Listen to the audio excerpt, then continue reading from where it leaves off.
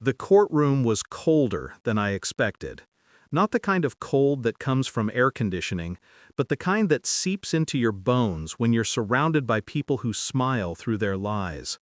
My parents sat across the aisle, matching smug expressions, polished words rehearsed like a performance. The bailiff called order. My hands rested on a single manila folder, sealed, heavy with everything they prayed I'd never bring to light. When the judge looked at me and asked, "Do they even know what you have?" I only nodded. And that's when it began. My confession. 10 years in the making. 10 years ago, my sister left her baby on my doorstep in the middle of a rainstorm.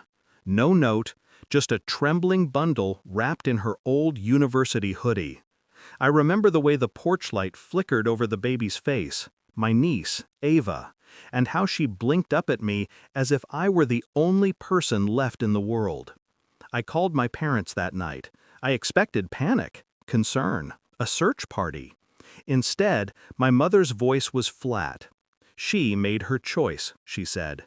Now it's yours. She's your burden. And that was it. No help, no visit, just silence. I raised Ava alone. Bottles, midnight fevers, school shoes 2 sizes too small. I worked 2 jobs, sold my car, learned to stretch meals into weeks. My parents lived 3 towns over, but they never called, not once, until the day I received the lawsuit. They wanted custody. They said I'd kept them apart, that I'd poisoned the child against her grandparents.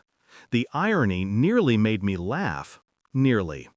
Before the trial, I sat alone in my kitchen, the same one where I'd warmed bottles and written overdue bills. I stared at their petition, words wrapped in righteousness, and felt something click inside me. I didn't rage, I didn't cry, I planned. Because I knew what they didn't, I'd been preparing for this moment since the night my sister vanished. It started the week after she disappeared. I filed a police report, but they brushed it off. Adults have the right to leave, they said. I didn't believe that. Not about her. So I started digging. I found out she'd been seeing someone older, someone dangerous. My parents knew, apparently. They told her to stay quiet, to avoid embarrassment. Months later, I received a letter, postmarked 2 days before she went missing. Inside was a photo, her holding Ava, and a note. If anything happens to me, you'll know why. Don't trust them. That letter became my compass. I began collecting everything: bank statements, property transfers, emails, old voicemails, every lie they'd ever told in writing. I wasn't sure what I was looking for at first, just that I needed proof.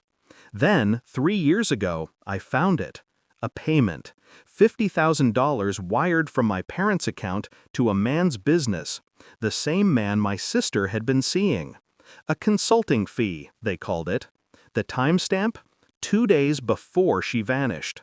And 6 months after that payment, he disappeared too. His company dissolved, his name erased. That was my moment of clarity. My family didn't lose my sister. They buried her truth. So I built a paper trail. Quietly, precisely. A decade-long dossier of the people who raised me and the life they took. When the custody trial started, they walked in like royalty. Their lawyer talked about family unity and moral integrity. My mother dabbed at invisible tears with a silk handkerchief. My father kept his hand on her knee like a staged photograph. I sat still, calm, waiting. When it was my turn, I didn't start with emotion. I started with facts, dates, transactions, correspondence. And then I handed the judge the folder. He opened it, read, stopped. His face changed. That's when he asked, "Do they even know what you have?" I said, "They do. They just hoped I'd never use it." I told the court everything about the payment, the cover-up, the letter. I didn't accuse them of murder. I didn't have to. I just laid out what I knew and let silence do the rest. My father's jaw locked first. My mother whispered something, but her voice cracked like thin glass.